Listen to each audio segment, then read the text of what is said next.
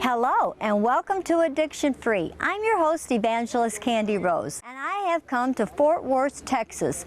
Hallelujah! I got to go to a conference, Bethesda Church, Community Church in Fort Worth, Texas. Had a conference where Laura Lynn Thompson was the speaker, and she had already asked me if I would, she could interview me while after her conference was over. So I attended the conference. But now listen to this. This is a God thing. I looked on the website of the church and seen that there is an Honorbound ministry at the church, and I thought, I wonder if this is Assembly of God, because see, as some of you may know, I've interviewed 3 Honorbound pastors, and I've preached at their churches and interviewed them. I've preached Biker Sunday and stuff. Well, so I called, left my phone number, and Pastor Lenz Walker here, he is the leader. Matter of fact, he has a church called House of Nam, which means wait a minute, what does it mean, Pastor? It's not about me. Not about me. Now, that is so cool. And so I told him that I was an Assembly of God evangelist, and anyway, he invited me to come preach while I was here, and here we are. And I got to preach at his church. Thank you, Pastor Lenz. God bless. What a pleasure to be here. Now, if you hear, you can see we're outside. Now, some of the testimonies, it got a little dark. And so it's going to be a little dark in the background of some of the other testimonies you'll hear, because you're going to hear some addiction-free testimonies from some of the people of Honorbound. But you'll also hear some motorcycles maybe in the background. But I think you'll still be able to hear the testimonies. The main thing is we want to glorify Jesus. Amen. Don't we, Pastor Lenz? Amen. That's right. So, Pastor Lenz, would you tell the folks what Honorbound is, and how you even got into this, and your background, and all that? Kandi, thanks for having me here on your program. She came and spoke for us today. It was just an awesome time. It was a God thing, divine appointment, and she got to speak to the people. She spoke straight to their heart, and it touched the hearts of the folks that were here. There's some people here that I would personally aware of some things in their life, and we didn't talk, and heard someone spoke to their hearts, and I really appreciate that. I joined Honorbound Motorcycle Ministries about probably 6 years ago, and Honorbound Motorcycle Ministry is a motorcycle ministry for the Assemblies of God. It's a national group, started about 15, 20 years ago with Russ Cochran. And it's on a ride, it's called Run for the Wall. They ride from California to Washington, D.C., about a 6,000-mile ride overall, going both ways.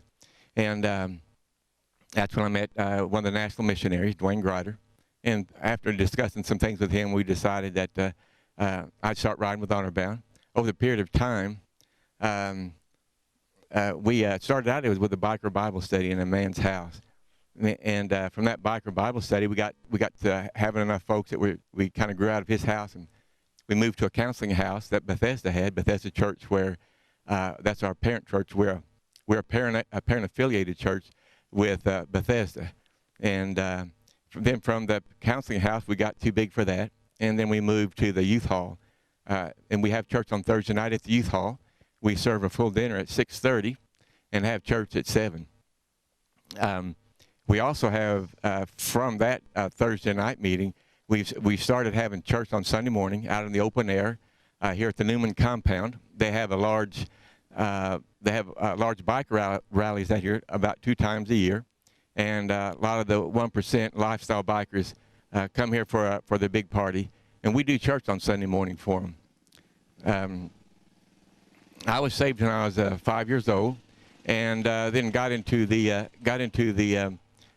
corporate world for quite a few years. Retired from there, and felt God called me to do work more in the motorcycle ministry.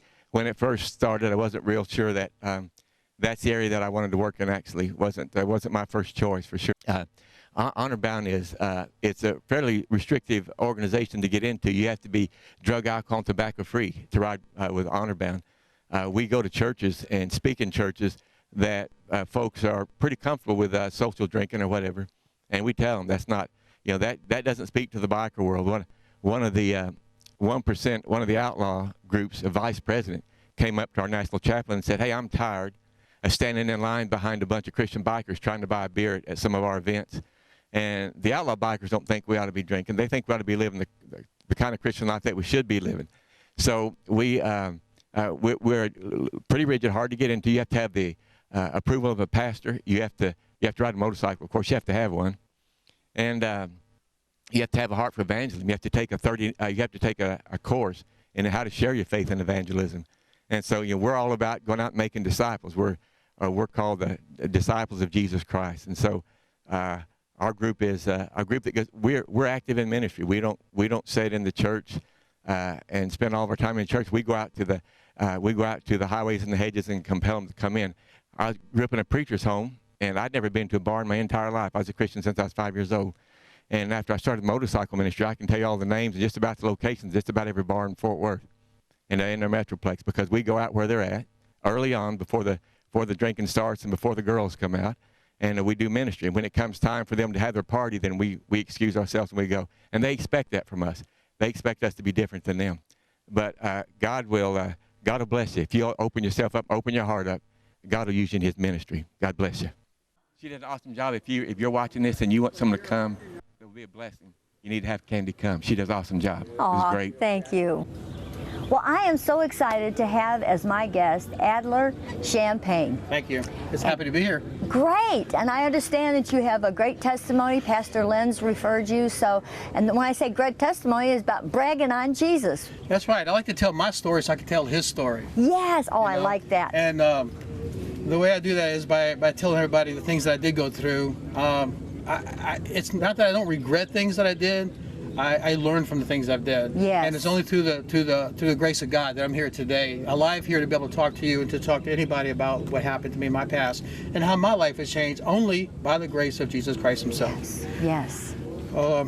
Years ago growing up, I lived in a broken home and stepfather and beatings and lies, deception, and just a lot of things that a good family unit does not have, and Christ was not in it at all. I was made to do this and that, and it's the wrong things to do. I look for love and understanding in my own way, finally. Yes. I did it through drugs, alcohol, sex, drug running. I mean, the use of my drugs. I lost my best friends. I lost my homes. I lost my career. I saw under the gates of hell, but the good thing is the Lord had his hand still on me. I've been in many accidents. I don't know how I'm here today, but all I know is it's through the grace of God, because if it wasn't for the Lord today, I would not be here. Yes. And now I'll be able to tell his story by telling some of mine. And I love it when people say, oh, God is good. I love it when I can come back and say, no, man, fried chicken is good. God is so awesome. Yes. So it's just the little things I could never say before. I could never talk to anyone before. I was real standoffish. I didn't trust anybody. I didn't love anybody. In fact, I didn't even know what love was. I pray daily because I thank God for the love that he gives me and for loving me when I don't even know what love is. I didn't know what love was. Only through Jesus Christ is when I found love, understanding, and be able to stand up and be strong, and not have to dull my senses and to be null and void in my thoughts and activities, because I'm looking for something. There's a hole in my heart, a hole in my soul. That's it. And because of Jesus Christ, only because of Jesus Christ, I have a feeling in my heart. I have understanding. I have a peace. Yes. And I want to be there for other people. Not just to tell my story, to tell his story, right? But to be able to physically and mentally help someone else, to look for places for the homeless. Coming out of prison, I was homeless. So you were in prison for yes, a while. And you were in a motorcycle gang for a while too? Well, I rode with them in Florida. Okay. And I did some things I shouldn't have done, but at that time I was just being accepted. I was just being accepted. Yes. And I rode independent also. And I rode to fill my pocket with money, greed. Did you sell drugs? So sold it and also ran it. Okay. And did that what you went to prison? No, actually I went to prison for something stupid on my part. but I was a nurse for 24 years. Really? And Wow. during my nursing career, I got complacent. Okay. I got non-compliant. I got lazy, sort of say. I knew what I had to do. I just didn't do my documentation and stuff. So when a situation came up, there was nothing I could do. I was Okay. without documentation, without the right things. You're not doing the right things. Yes. You can't get out of it. Okay. Plus, on top of that, my past history came out of all Okay. this. So as soon as that came up, the drugs came up, the past came up, the ex-wives came up, the everything against me came up, which is okay. To Because, pile on. But it piled- brought you to where you are today. Exactly, A lot of because- times crisis is the best thing that can happen to us, Exactly. isn't it?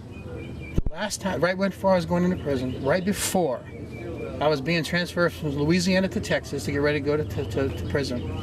And I was in cuffs in the car, and I looked up at the little sky, and I saw the clouds, and I said, Lord, I this is it, 100%. I give it up. And that's the key, isn't it? That's the key. 100%. You have to surrender. Yes, 100% in your 100%. heart. And Yes. all of a sudden, I didn't care what happened to me the next 2 years. Yeah. And some things did really bad God gave you happen. peace. A peace of heart and Yes, understanding. and hope. Hope, because I knew that when I get out, it didn't matter what happened, that I was going to be taken care of Yes. only by the grace of God. Yes. Only by the grace of God. That's it. That's it. Thank you so much. You're wow, welcome. I've really enjoyed you. I love Thank you. hearing what God has done.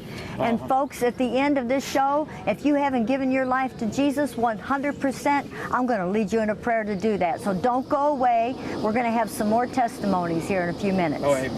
Amen. I'm Sean James, and my life started, me and my brother's life actually started, the first 5 years of my life, we lived in the car while our mother lived in the bar. We stayed on beaches and motels, at people's houses. There was just, it set the stage in our life. And I smoked my first cigarette when I was 7 years old. I smoked my first joint when I was 12 years old, along with sniffing paint. By the time I was 13, I was full-blown into alcohol, smoking. I did acid. It was just a hard teenage life, and I didn't know it. I was suppressing things, and the more I suppressed it, the more I really became more involved in alcohol and just craziness. I broke in homes. I did a lot of that crazy stuff that you typically don't do when you're young, at a young age. Something that knowing now I really regret. And I was a thug. I was a thug. I did acid. When I was 18 years old, it was the first time I stuck a needle in my arm, and I did cocaine, and I did meth. I got stuck on meth, and I was on it there for a while, and I sold dope. I sold marijuana, and I sold speed. I sold cocaine, but I also used it. And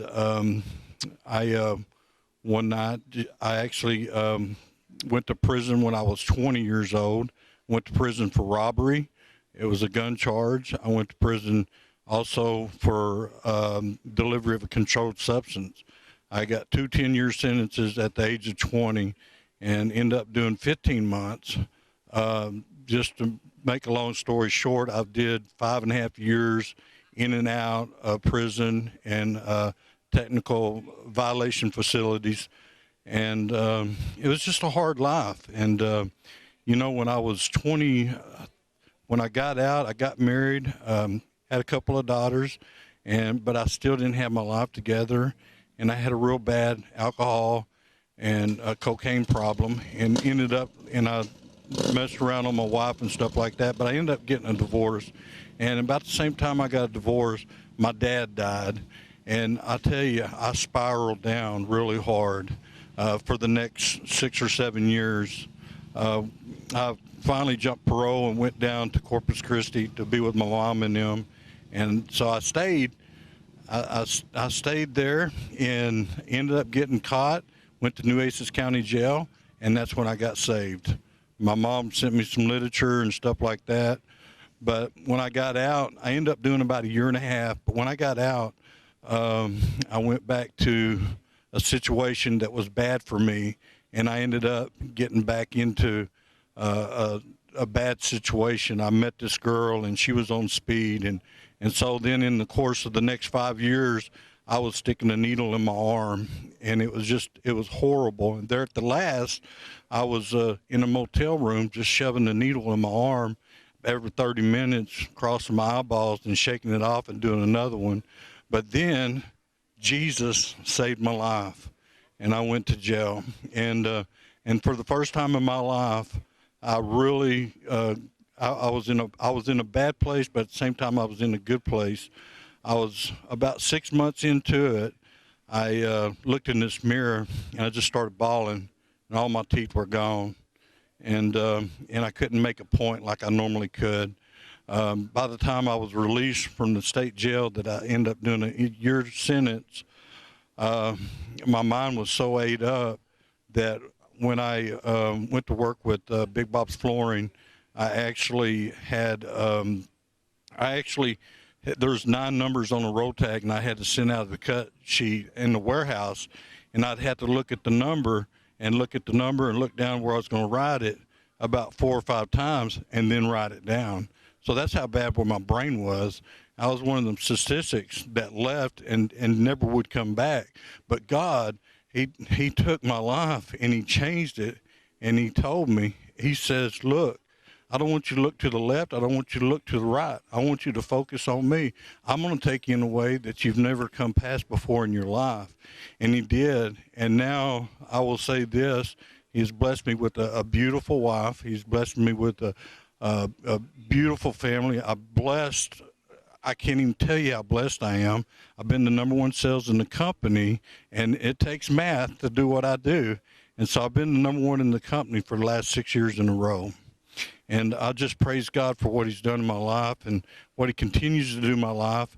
And, you know, just whatever he has planned for me, I look forward to being able to share the good news.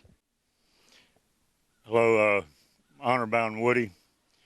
I like to call the story of my life No Excuses. I was raised in a Christian home. You know, I just went left at an early age. You know, I started sneaking around smoking cigarettes when I was probably 7 or 8 years old. I started smoking grass when I was 11. I lived in the country. I grew up in the country, so, you know, I grew a lot of weed when I was young, and that kind of got me mixed up with some people that kind of led me down the wrong path. And you know, I was doing everything from sniffing motorcycle gas to, on my motorcycle, to, I mean, experimenting with LSD, everything else. Later in life, I got out of high school, got me a Harley, started riding, and got hooked up with some people. I started doing collections in drugs, and for drug money, that was a bad thing. And then they found out that I knew how to cook methamphetamine, so they got me started cooking meth for them for several years, and it was just a mess to get out of this situation.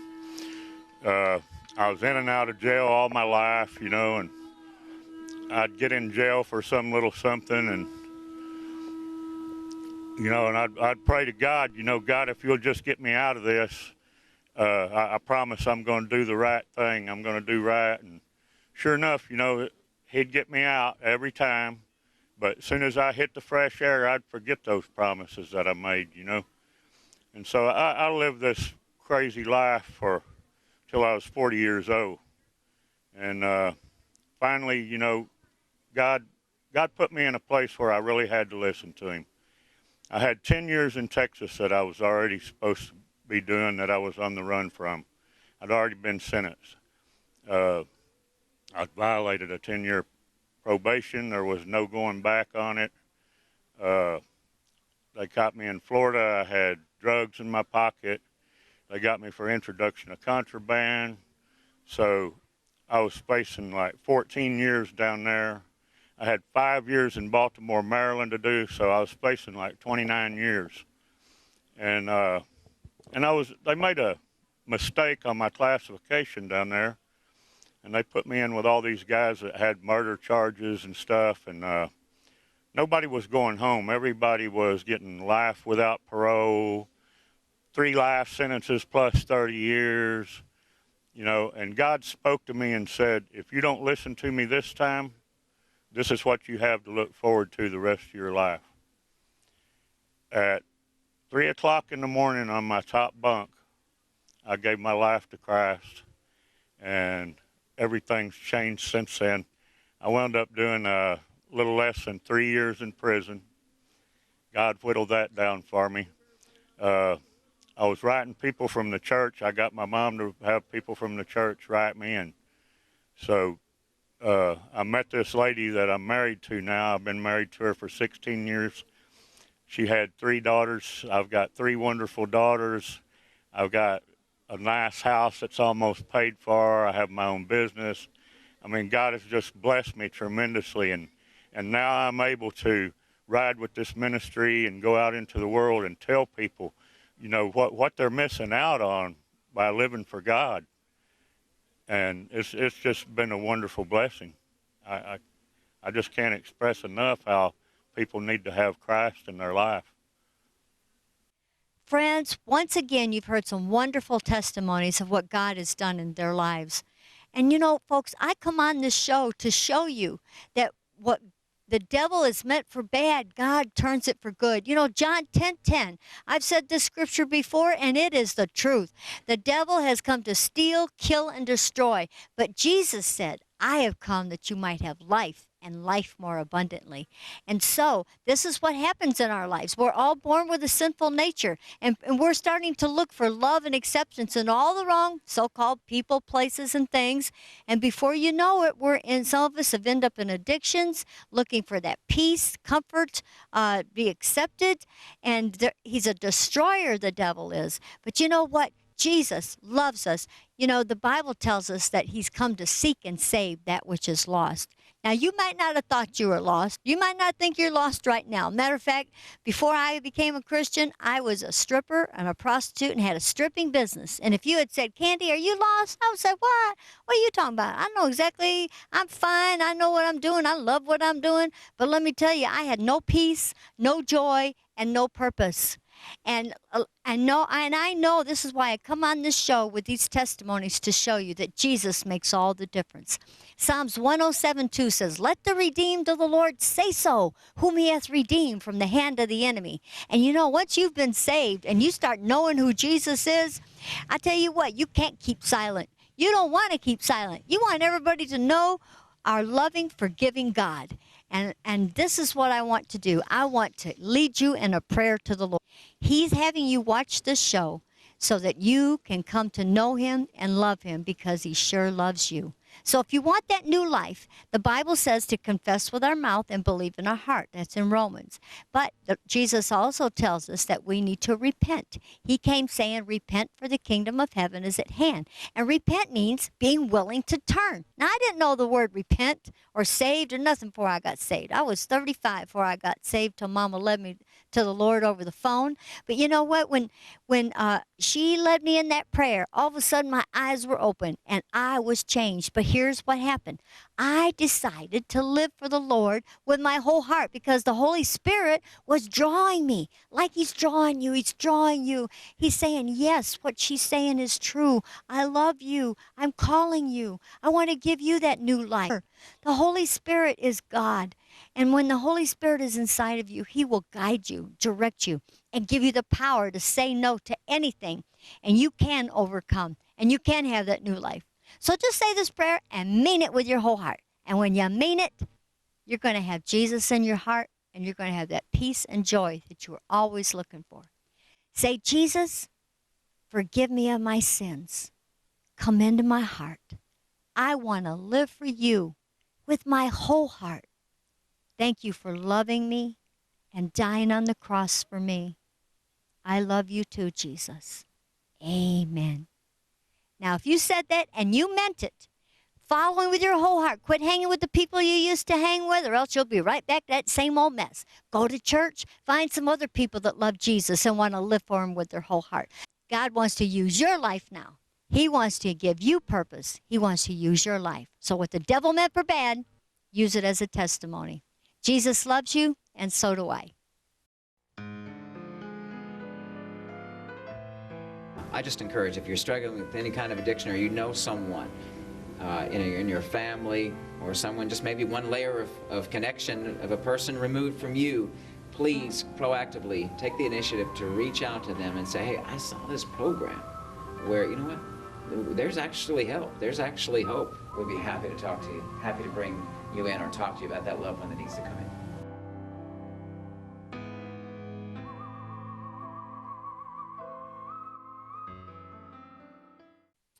Hi, my name is Robert Scott. I'm the program director of the Father's House Ministry.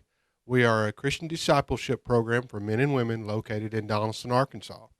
What we are is a recovery ministry. We use the commands that God outlined for you in the Bible on how to live your life, and use that to help people assist and provide a drug, alcohol, and nicotine-free environment where people can learn and practice self-discipline. Like, it doesn't cost anything to come to our ministry, and we would love for you to get some information from us. Thank you. I'm Richie Willis, and this is my wife, Carly Willis. We both run homes in Hot Springs, Arkansas. We both come out of addictions and out of a long life of bondage of drugs and alcohol, and we've been set free by the blood of Jesus, and God has radically taken over our lives, and now we both have ministries. She has a house for women, and I have two houses for men, and they're faith-based houses, and we minister to these men and women. Hers is called Carly's Home, and mine is called Solomon's Porch, and I have 9 men. She has 5 women, and we minister to them and love on them, and they're all held accountable, and we're just building the kingdom of God with one person at a time, and we're just excited about these ministries and what God is doing, and we just want to thank God that he's using us and wants to use you too in your ministry, and we just thank God for it. Satan had already picked out my grave. His plan had moved forward to put me away. I drifted so far, would anyone care that I'd soon be lost? I knew my destruction was a matter of time, but Jesus appeared and said, this one is mine. Now I'm safe from all harm.